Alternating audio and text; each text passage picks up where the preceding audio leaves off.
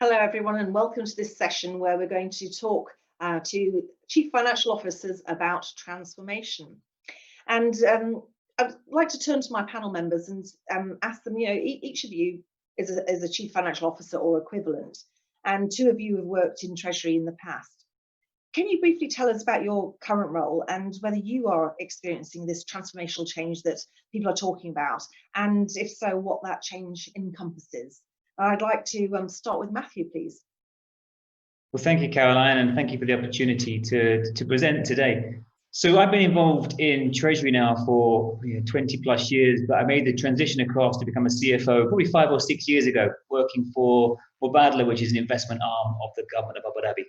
And I look after a portfolio of assets, totaling some $45 billion in a variety of asset classes. And I think, like many people, the transformational change we're all going through is all part of the digital age we're living in. We're all trying to be more efficient, we're all trying to be more effective, and we're all trying to utilize systems and technology, connectivity to do our jobs better, to actually provide information on a more timely basis, and to provide information on which we can actually make better informed decisions. I think the way of working is probably also one of the biggest transformational changes. Obviously, with recent events, that's been forced upon us as a catalyst for change. So I think it's not just the way we work, it's how we work, it's the processes we work with.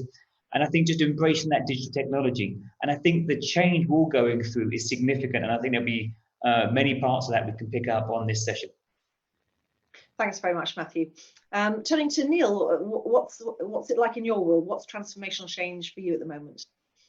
Well, I'm just about to had my 1 year anniversary as CFO at Greensill Capital. So it's a pretty different world because it's a non-bank financial institution compared to a telco, and also because it's not, the current COVID issue has not made that transition easier in any shape or form. But I would say that, apart from the ramifications to the business caused by the current situation and the lack of liquidity and the central bank intervention, which are massively important, but I would say the thing that I see our future being dependent upon and creating continued differentiation is really data, and being prepared, in a nutshell, being prepared to advance cash, not necessarily against a legal contractual relationship, such as a loan agreement or a receivable agreement, but really being prepared to advance cash based on historic performance of purchase orders turning into invoices, and that bit means that we can create cash quicker, but also I think that again, having a look-see into significant ERP systems and invoicing systems of our clients, we've got a very good position to understand sort of global credit from a real-time perspective rather than a balance sheet and an income statement perspective. And that again gives us the ability, I think, to not necessarily have better insight into credit, but be more aware of potential credit issues which are applicable because we're only sort of advancing cash relative to 30 or 60-day receivables. So it has to be real time, and it doesn't need to look at the evolution of credit, but it does really look at the business activity today as that driver of credit. So that's going to be I think it's going to be a significant difference in terms of conventional lending, cash advancing, however you want to call it, which is the exciting part of it. Indeed. Well, thanks very much, Neil. Pooja, your perspective. Well, hello everybody. I'm the head of finance for Oncology business of Novartis, and I'm responsible for countries which are all in Southern, Central, Eastern Europe, Russia, CIS. So it's a really vast geography that I cover, and there is a lot of volatility in these markets. So what is interesting is that transformation, I think these countries have already been experiencing a lot of transformation, and what the pandemic has done is it's acted as a catalyst. So it's really just created that compulsory shift, which perhaps we were moving to, and we already had it on our agenda to get there. But it has just sort of made it happen really, really quickly. And And I agree with Matthew that it's not just the business which is going through a change and transformation, it's also people, their mindset, their ways of working, which is going through an extreme change. And also we believe that this is not something which is going to, end when the pandemic ends. It's something which is going to become a way of life going forward. Absolutely. And I'll stay with you, Pooja, for my next question, if I may. And, thinking as head of the finance function, changing priorities, we touched on some of them already, but whether it's working from home, environmental impact, social impact, including Black Lives Matter, or technological advancements, which we've definitely touched on, what do you think will be your changing priorities going forwards directly as a result of COVID-19? I think one of the key things which we are already experiencing, Caroline, is the change in the risk profile.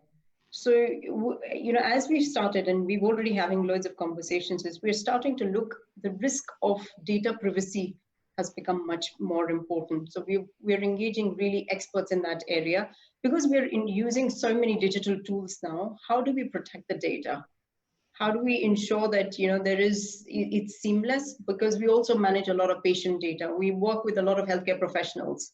So how do we ensure that there is data protection? So the data protection, data security has become really paramount for us. And that's something which we're working with a lot of expert agencies to understand how, as we create new tools, that we are also ensuring that we're embedding that, risk mitigating factors in it. Just another example of compliance. I was talking to my compliance head just yesterday, and it came up she says, fraud was of course one of the key things we were, which is on the compliance list. But now it's fraud because people are working from home. So something as simple as, how do you work with people to ensure that, what they're submitting is got all the supports and stuff. So it's taking a different shape. I think the sort of headlines remain the same, but it's now managing a lot of this in a different context. And I think that's what is changing for us to a large extent. And which will change the role, the way we look at it. We've also introduced artificial intelligence this year for our countries to use that to do target planning, strategic planning for the next years. And I think that's going to be another very big area where, Novartis is growing and is really focusing on. We've been doing cash flow forecasting for the last sort of 3-4 years, and it's been within 3% of what has been delivered. So it is, you really understand that, the machine learning, the algorithm actually gets it. And there is wisdom to it. So I think we're now trying it out with the whole P&L and at least the top line. And you see that it will change the profile of a finance person, of a CFO, So when somebody else does all this for you, you can focus yourself on the business, how do you grow, how do you access the patients, and so on. So definitely a change. You touched there on the cash flow forecasting and so on, and impressive, the 3% statistic. But currently, and we have another session that talks about cash flow forecasting, but I just wondered your thoughts on right now in this time where, we're not even like at the outset of COVID-19 where kind of things were shut down. So you thought, well, that's not happening there, that's not happening here.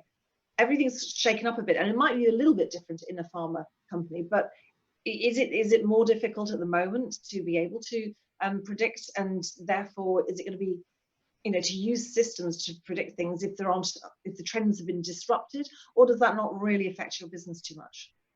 Well, certainly it affects the business. I guess it affects the business because we're dealing with distributors, right? We're dealing with other agencies which are going through this impact. So one of the key things that we've done as an organization is how do we look at that risk right up front when the crisis started to unfold. And then we've been working with countries, we've been working with financial institutions, a little bit what Neil was talking about earlier, is that, we're also looking at some factoring arrangements. So how do we make sure that, cash becomes king, in times like these. So you want to make sure that you're able to bring in, the liquidity remains in the business. So clearly there is a much more focus and visibility on that. And we're using all the tools at hand to make sure that, that that we don't lose out on that end. So, yeah. Yeah, but again, it will be worth seeing how the AI predicts this change, because like you said, it's a disruption and it's the machine, but you can teach the machine to think like that. And I think that's the key thing. Yeah. Oh, thank you very much. Very interesting. Let's move back to Matthew now. Again, the same kind of question, changing priorities. And you have talked a little bit already about priorities, but perhaps you could expand a little or talk about some of the other changing priorities as well. I think the challenge that we have, like many people now, is probably trying to prioritize your priorities, because you have just been inundated with challenges which are all just urgent. And so, one of the challenges we have is working from home. We're a sort of a global investment company. So as an investor, we're all trying to make sure we stay connected. We're all trying to make sure that we're engaged.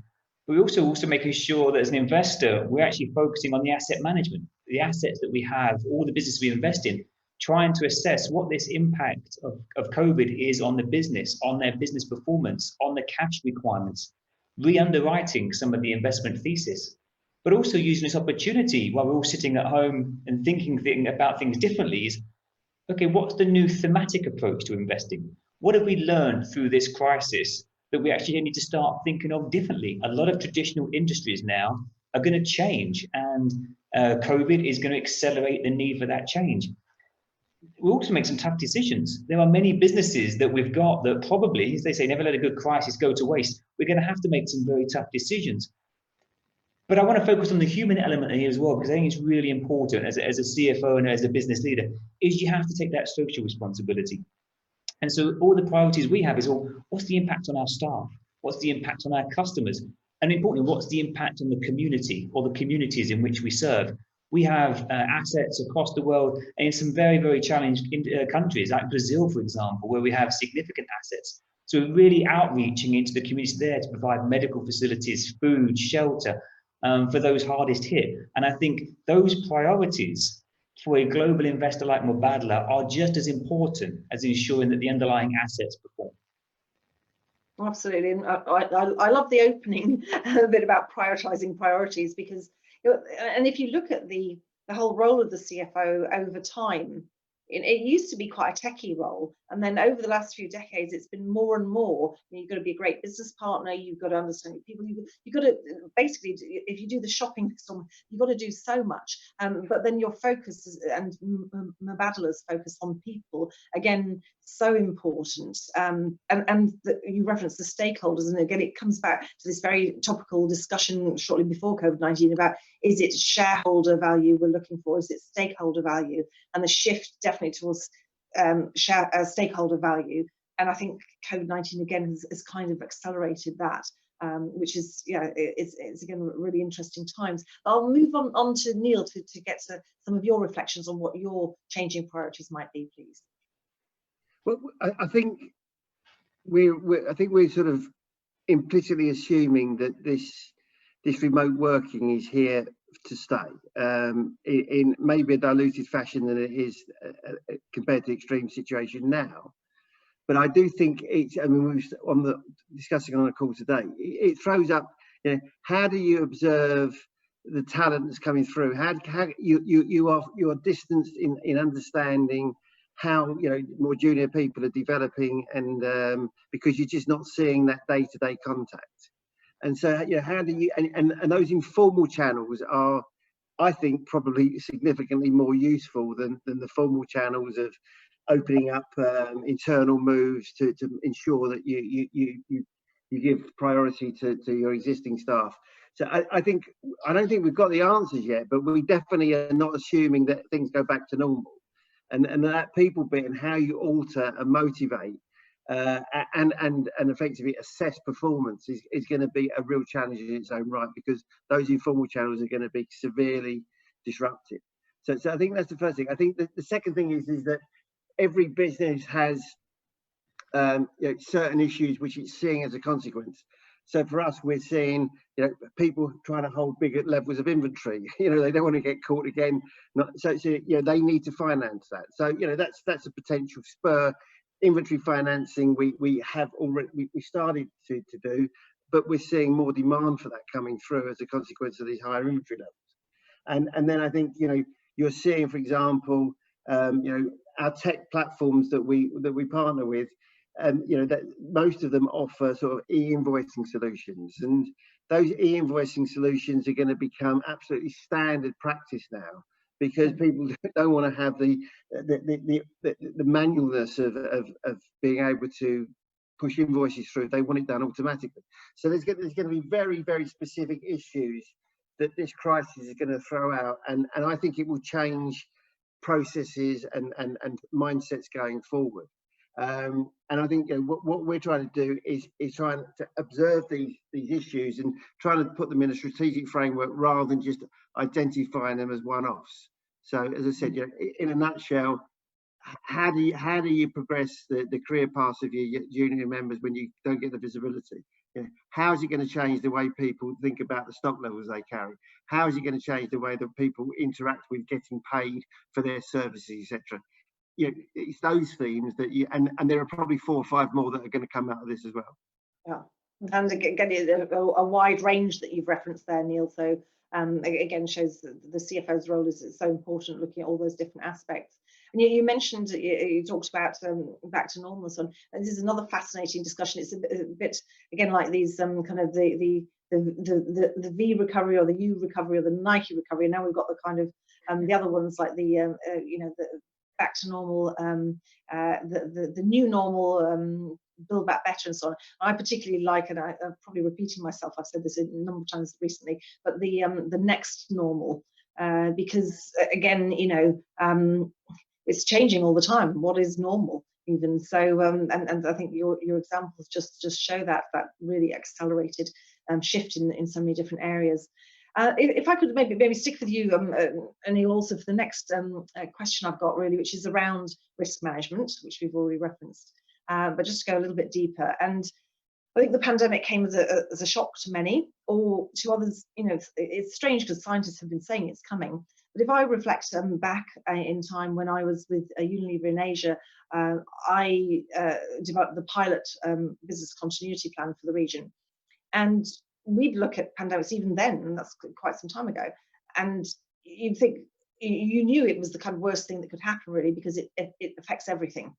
And yet it's always where you're always weighing up the likelihood of risk, obviously, against the cost as a business. And you know, how do you, and a pandemic's really difficult because it's kind of, how do you prepare? You can do your kind of disaster recovery stuff, and you can ensure that people can work from home, etc. But it is, you know, it's much broader than that. So my question really is around the learnings from this situation. Do you think that CFOs in the future will be taking a different kind of approach to risk management in any way, and what would that look like, Neil? Yeah, look, the one thing I think you need to sort of be observant about is, how are we coping again? You know, we're doing exactly what we did in 2008, but more so. The central banks have come in, flooded the whole system with cash to effectively dampen the consequences of something which is, you know, would historically have been a complete depression-led activity. But yeah, we are just building up more. I mean, you know, I've been a bear on the world for since 2008. We're building up more and more problems going forward. I mean, how do you pay for this? And let's be really clear, we are keeping our GDP, our lifestyles constant on average, and we are just burdening the future generations with inevitable huge amounts of debt. And I think, you know, you talk about, you know, BLM and a general feeling of unfairness and disproportionate wealth distribution, and we're just exacerbating that problem. Anyone with an asset is, I mean, look at the stock markets, they're basically back to normal. Anyone with assets does it okay. Anyone who basically needs to work doesn't, it gets worse off. And yeah, the risks that we need to think about going forward, you know, is when does this elastic break? And yeah, and you know, why would you want to buy long dated anything when it yields, you know, less than 1%? And what does that mean? You know, I think now pension funds should take duration mismatch. You can get rewarded for it, because how far can turn rates go? I mean, I just think there's some significant, you know, the risks. I don't think it's a pandemic. The risk is, what's the next crisis going to be? What are we going to do? Put even more QE in? what's the US deficit going to be in terms of government bonds? 60 trillion in 10 years' time. Where does it end? And I think we're building up more and more. The trouble is, I honestly think the inevitability of it is, it's just too big now. It's got out of hand. When it corrects, God only knows, but it's going to be horrendous. How you try and sort of moderate the impact on that, I don't know, because I just don't think you can. I think you have to get affected severely. I think you've got to be thinking that we have got a disaster coming up from a global economy perspective sooner rather than later. Again, I'm sorry to be negative, but I am seriously concerned. So no, and you make fair points there, Neil. But then I would then, of course, come back to you and say, so the CFO, what do you do about it? Is this a case of like, this is out my hands, or how is the CFO's approach? Thinking. I think you've got to be careful on leverage. I mean, we haven't got any leverage. I think that's the right way to be. You've got to de-lever if you can to give yourself headroom. I think you've got to try and make your business model more resilient by diversification, different products, clearly within the same theme. I honestly don't think, other than getting into sort of undertakers or something really quite stable in medicine, that's going to be relatively do okay relatively in an environment like that. I mean, if you're not in that environment, you're in a beta environment, what can you do? I mean, but I do think the traditional things, making sure that you realistically, I mean, these are risks that you can't really do anything about. The only thing you can do is, in my opinion, make sure that you have that you can survive relative to the competition, because everyone is going to get negatively affected. Yep, absolutely. Well, thanks very much, Neil. You mentioned medicine there, so I think naturally we'll pop over to Pooja now to get your perspective, Pooja, on any changing kind of approach to risk management for the CFO moving forwards. Yeah, I think for me, I hear Neil's point, and I would probably take the opposite side of what this would mean. There is also a very positive spin which this pandemic has created, right? So if a CFO is, I think, we've talked a lot about people, so that has become very critical, and I think that should have always been the priority, but somewhere it got lost with the numbers and day to day, and that's again put it on the forefront. So today I spend a lot of my time on mental health issues. So talking about, talking to people, talking about families, how can we support the families? How do we support our people? So I think that for me is where it has changed, and that was a risk before. Because people were we had cases where people were, burnout and, and changing and hopping from one place to another, which was happening. So I think that is where that risk is being mitigated with this pandemic, because I see people stay longer, they're more committed if they find that the company really takes care of them. So Novartis, for example, made a statement on day one saying, with this pandemic, we will make sure that we don't let go of anybody.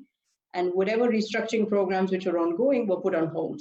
So it gave a sense of comfort to people, and they just felt more secure. And I think this becomes a role of the CFO, right? Because you still need to look up your numbers. You still need to make sure that things make sense, but people become very important.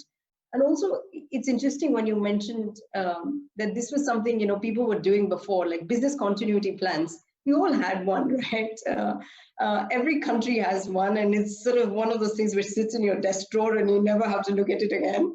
But it's one of those things which has become now a reality. And I think that's again the way of managing risk, is people having lived through this pandemic situation will become more tuned to the fact that this risk is real. It's not something which is, which was just theoretical till date. And I think that's what has changed, is people are more sensitive to changes, and uncertainty has always been there in all kinds of businesses. But how to deal and how to react in it, and how to make people go along with you, that has become very critical. And I think from a risk management perspective for a CFO, that needs to be one of the key focuses going forward, is how do we make sure that business continuity remains, and is key. And it becomes part of our, how we operate and how do we do business. So I think that's really, for me, important. Well, thanks, Pooja. And a couple of things I'm just going to flag up that you referenced there. So this uncertainty, or I like to, the book Radical Uncertainty is quite an interesting one, and how we deal with that. And the opening session of the Festival of Treasury Transformation, Kim Wiley is going to talk about uncertainty and the neuroscience of that. So I think that would be something interesting for our audience to look into. And also one of the other recorded sessions is on mental health, and looking at the issues and looking again at acceleration, where we're maybe socializing the idea of mental health issues more and more, because so here in the UK, we're saying a third of our population is now affected by mental health issues due to COVID-19. I'm sure it's similar in other parts of the world. So, so some very interesting points there, Pooja. Thank you. But also, if you want to follow up on some of those points, there are other sessions throughout the week that do focus on them as well. But with that, I'll move on to Matthew to get your perspective on any changing approach towards risk management moving forwards. Let's look at this in a different way. Let's look at risk management from a CFO, risk management from a treasurer, and let's just say we got it wrong. We got it wrong. I haven't come across a risk manager that prepared for this eventuality. This black swan, everyone refers to it. I have never heard of what a black swan was. In fact, I had to go to your policy and technical team to get it. And they came back, and again, I'm not a linguist, so forgive me, but it comes back from Roman times, and the quote is, rara avis in terris nigreg similina signo, which effectively translates as a good person is as rare as a black swan. And what I want to focus on here is that people talked about this pandemic coming, but did we really prepare for it? I was working in treasury for an elevator company when there was the Y2K risk. We knew it was coming. We knew there was this risk that systems would collapse, planes would fall out of the sky, and we all spent a lot of time, effort, and money on something that never materialized. And maybe the only beneficiaries were the IT consultants who were charging huge day rates at the time. But I think most treasurers are focused on the traditional areas of what the present value of a basis point is, looking at interest rate risk, looking at foreign exchange risk, and it didn't matter. When you're looking at the dollar of risk transfer, it didn't matter. And that's why I think we need to look at risk in a different way.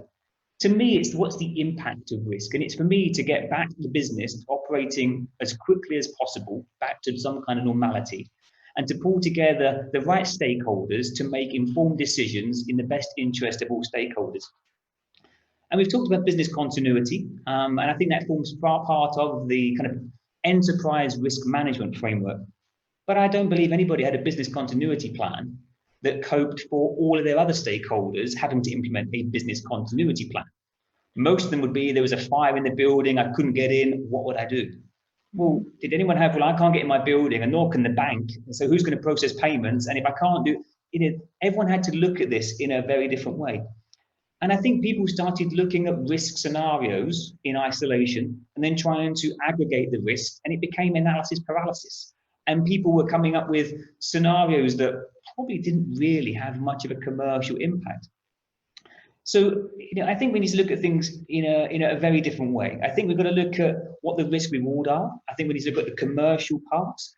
I also think we need to look at what the businesses are. I mean, I feel terribly for those in hospitality, entertainment, aviation, huge impacts where their stores have closed, the planes are grounded.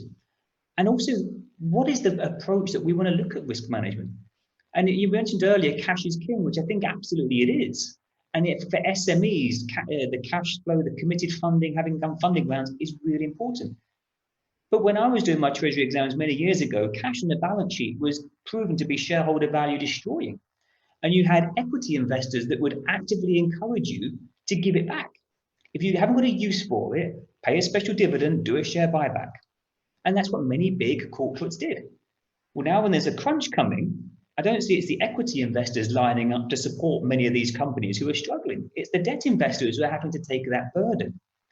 And people are, again, taking maybe the initial panic. I'm drawing down on committed facilities, accessing the bond markets, stuff in the balance sheet full of cash. But I'm not sure they've really thought of what the consequences of that are, or the consequences on society. With if they're taking it and they're better credit than someone else, then what's the impact? So I think as an industry, we really need to go back to what are we trying to solve for risk management? Let's try to define exactly what it is and how do we prove its true value to an organization. Absolutely, and you touched on some really interesting points there, Matthew, and that whole thing about drawing down cash and whether it be through existing facilities or government schemes and so on. And again, maybe reflecting to Neil's point earlier, the people who could get it most easily or already had it found it easier to get more. And it was those other people, we sometimes refer to the stranded middle in the UK, because some of the schemes aren't really helping those mid-sized companies. What do? They kind of lose out, and it often was, it's a push from the board saying we want to be more conservative now, have cash, which, as you said, in the past that wasn't going to be the case. So I think treasurers and CFOs are being a bit squeezed in, what's best to do. Do I take that liquidity as my board's telling me to do and make sure that we're kind of secure, or is that dangerous if we look at the bigger picture? Because if we take liquidity out of the market, what's the impact on that, and do we go back to a more general a more kind of global financial crisis situation? So it's fascinating, and it's going to be really interesting seeing how people do adapt their risk appetite going forwards due to this. And I think also the pandemic, as I mentioned before, I used to work in the area of looking at the various protocols and what we would do in these kinds of situations for Unilever, and it was one of those things that was just too hard almost to deal with, because, as you say, it's not just you, it's everyone, and that's why it is, for me, it's the biggest risk of any of those business continuity risks out there, because it's affecting everyone and you don't know exactly how. But I wonder now, when we look back at how we dealt with things, whether we will then be able to pull things together to see what could we do better in future, and what plans do have to be in place. So I don't know if you'd agree with that, Matthew, or whether that's something that we ought to be thinking about. I think future is going to judge us. And I think it's really important is, how do we actually want to be remembered during this time? Yeah. And I think that's a key thing for all of us. And it's something I'm spending a lot of time on personally. No, it's a great point. I think in any kind of leadership position such as yours, thinking at the time, how do I want to be remembered? Yeah.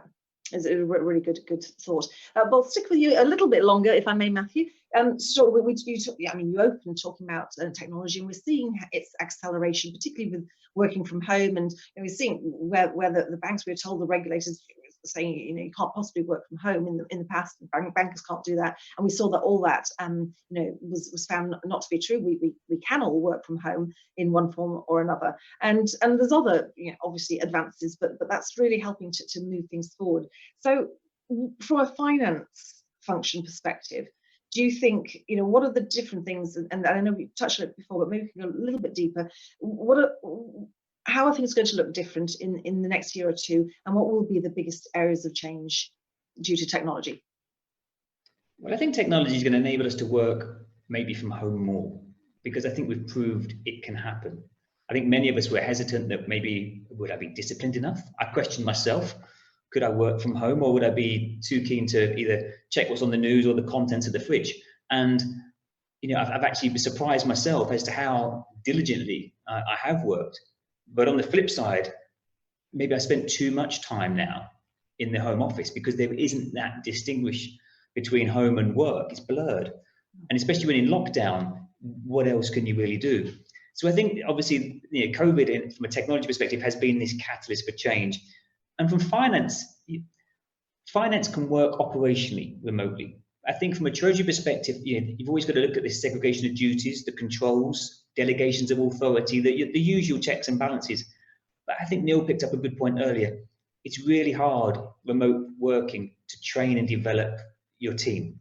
It's particularly the youngsters. I remember in my early days, the best way to learn was to sit, watch, and be involved. And whilst video conferences are great, they're very efficient, you don't have that ability or that richness in the conversation. I think they become very efficient, very effective, but I think you miss out on so much.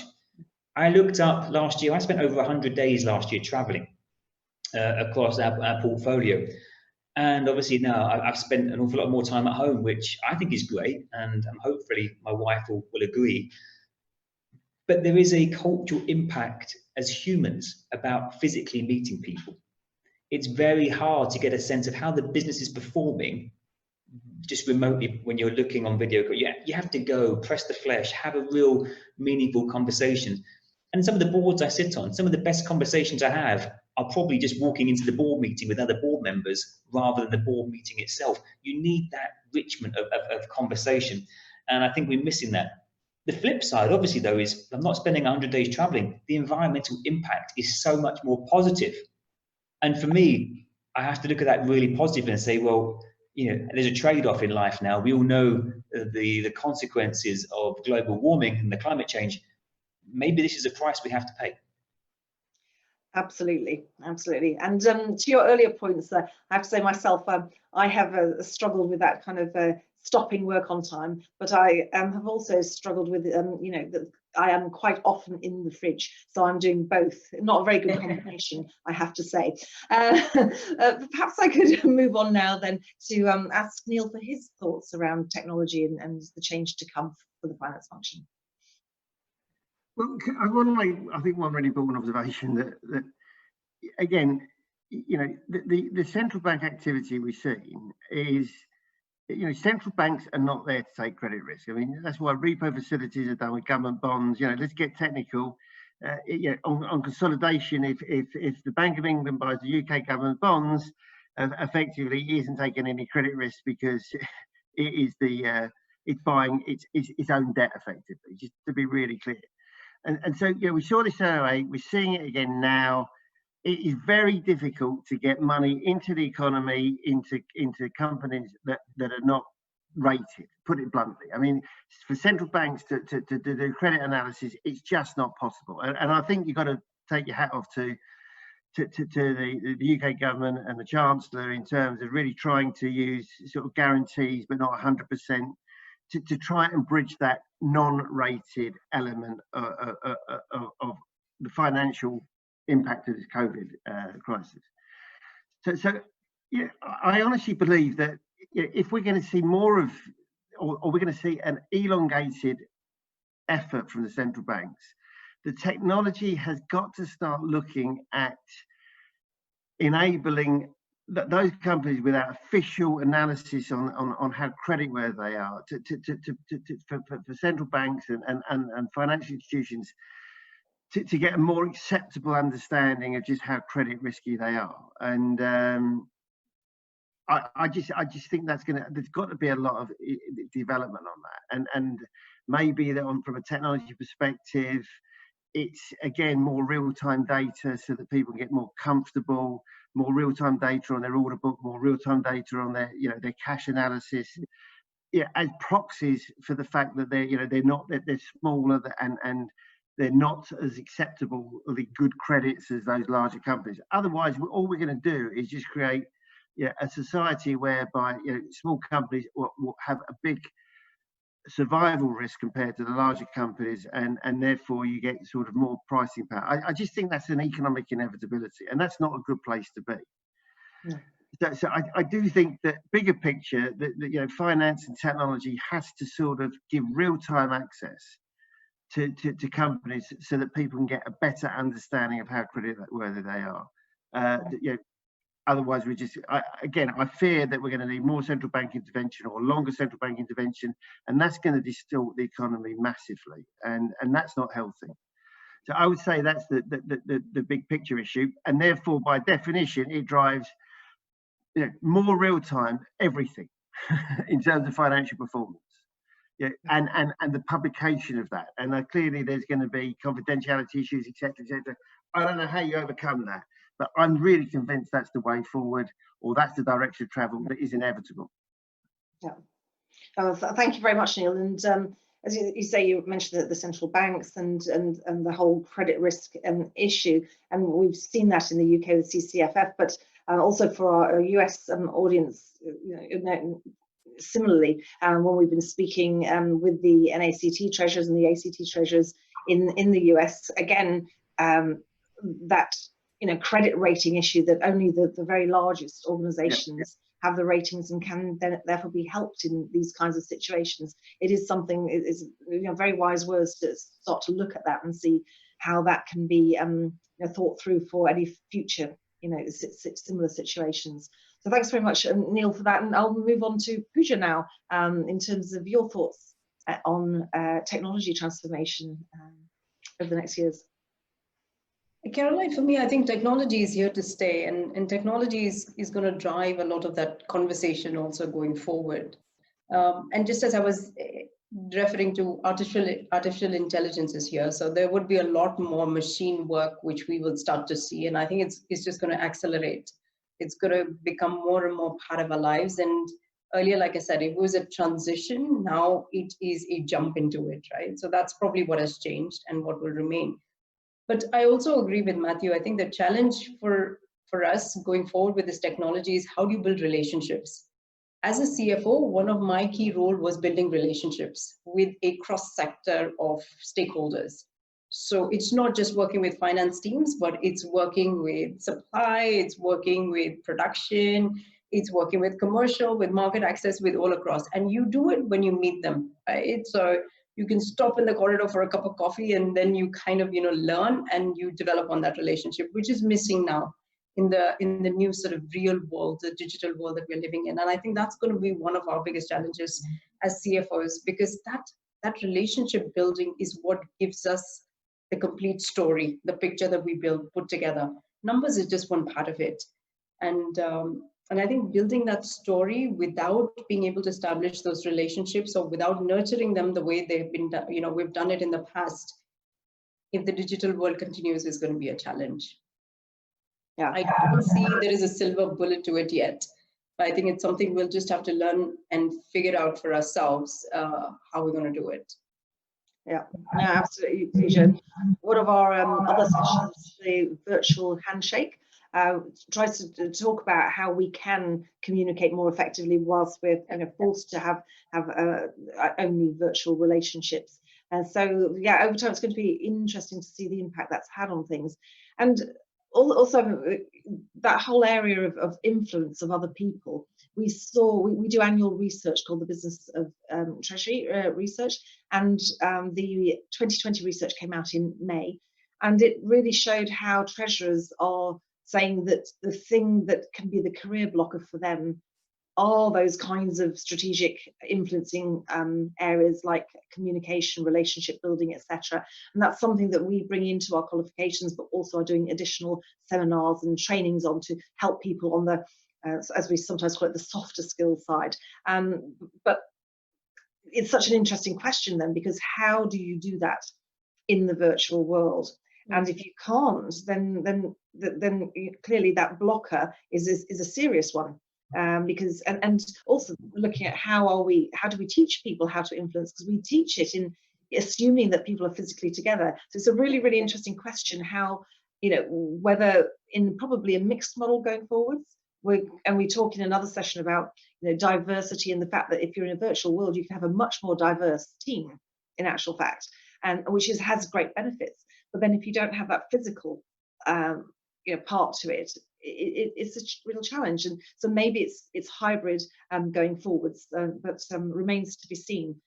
So thank you very much for those points. And we're coming towards the close of today's session. We've got a few minutes left just to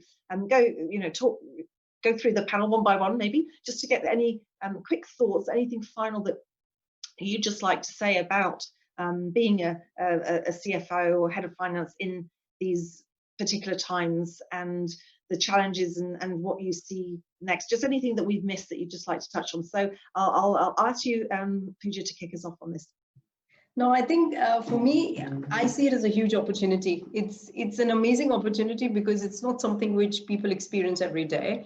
And having lived through this pandemic, I just find that I would be a richer person and a richer professional. Just because you've seen the uncertainty, you can deal with it and you can move on. And I think that probably is a lesson that people need to remember, that whilst it's been difficult, it's been challenging, there are good sides to it. I mean, I think environment and the social impact is clearly there. People are spending more time with families and, less flying. So it's good for the environment, but I think it's just that we can conquer it all, right? At the end of the day, there is a problem. And as a CFO, if you're able to keep the company afloat and you're able to deal and bring it as quickly as possible to the normal, I think is really a huge testament to everybody's work that they do. And you clearly have huge reservoirs of resilience, of a big job, a big new job, and moving your whole family from Dubai to Switzerland in the midst of COVID-19, quite a feat. So congratulations on that. Thank you.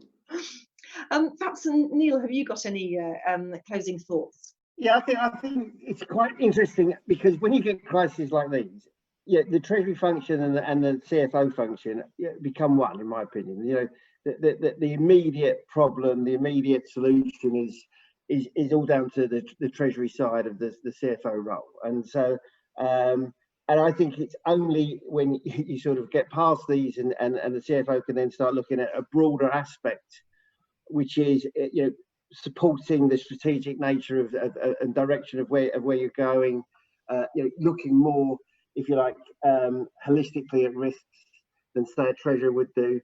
I think that bit, the CFO role, becomes a distinguishable activity compared to the treasury side of it. But when you get crises like this, as we proved in 2008, the two work hand in hand, and the priority is liquidity, the priority is survival, the priority is credit risk, and that is the treasurer's role down to the T. So I think the treasury role comes into its fore in these situations, and it's only when you have the luxury of a more stable environment that the two roles differentiate in a meaningful way. And I think do not underestimate the importance of the treasury role going forward, because I think we're going to have many of these types of scares going forward, and I think it just accelerates its importance within an organisation, because liquidity is always going to be key. Absolutely, and in fact, strange as it may seem, that COVID-19 it is an opportunity for treasurers to really be able to show their value, show what they're worth. Yeah, and the treasurers, I mean, let's be clear, the treasurers own the bank relationships, which are, it's more the treasurers than the CFO. So yeah, that's where the power lies when it gets nasty. Yeah, indeed. Matthew, your closing remarks. I think Neil and Pooja made some great comments. Let me try and look at it again through a different lens. I think you need to consider kind of the leadership approach. Change is constant. I guess we're going to have to embrace it, evolve with it, or become extinct if we don't want to. But I want to go back to what I said earlier, which I think is how do you actually want to be remembered during this time? Because we're all going to look back and see, how did I, as a leader, as a CFO, as a treasurer, act? And I spent a lot of time doing this to say, I probably learned more values in the past 3 or 4 months than I had probably in previous years. Values such as humility and honesty. So it's okay to admit you don't know, because I'm not sure anybody claims to have the knowledge of the wisdom that I've seen this, done it, and I know the answer. I think it's been really important working from home to have the compassion and consideration. Compassion towards your staff, your stakeholders. It's no good screaming at your suppliers because they're experiencing similar issues as well. So to really be considerate of others. And then because of the remote working, whilst we're using technology, it's the trust and tolerance. We're having to trust our staff to work from home. We're having to make sure they're being diligent. We're being tolerant to maybe some slight delays. We're being tolerant in some instances. I've got female members of my team who've got 3 children. They're actually a mum for most of the day doing the online learning that has been ascribed to before they can really become part of my finance team. And that's fine. I have to trust them that they're going to continue to deliver. And therefore, I think when you look at all this, it's what do you want to do as yourself to change? But then I think for all aspiring CFOs and for treasurers, particularly when there's times of crisis, particularly when risk is prevalent, is to learn the language of the C-suite and the board. Make sure you understand their language, make sure you can speak their language, make sure you can speak the same language. Because in order to make decisions, to get consensus building and drive the business forward, those skills are really, really important. And to your point about developing treasurers of the futures with some of these softer skills, I think is going to be something that needs to be as important as all the other foundation principles of being a good treasurer. Absolutely. Those relationships, as you say, and making sure you're prepared. I think when we talk to treasurers as well, some of the learnings are the relationships with the banks, make sure you're prepared there too. Because if you don't have much of a relationship, and particularly if you're in an industry that they don't like, then that is critically important. And then you also referenced women with children at home, and that's another very interesting point that keeps coming up, that actually the crisis can make it harsher on women. Women are typically the ones that, it's not always the case, but they are the ones that will then end up doing the homeschooling, etc. And it's again something that we need to really watch out for, that we're not then kind of discriminating against women so that they don't progress in the same way just because they've been unable to because of societal norms. It's a really, really important point you flag. So thanks, Matthew. Thanks also to Neil and Pooja again. I think we've had such a diversity of views. This has been a fantastic session. I've really, really enjoyed it. Hearing all those different perspectives. We've kind of covered the whole spectrum, I feel, almost. So I'd just like to close with thanking you very much for your time. I know you're all very busy people, and it's been great from an international perspective, from different corners of the world. So thank you very, very much for that, and I wish you a great rest of your day. Thank you. Thank you. Thank you.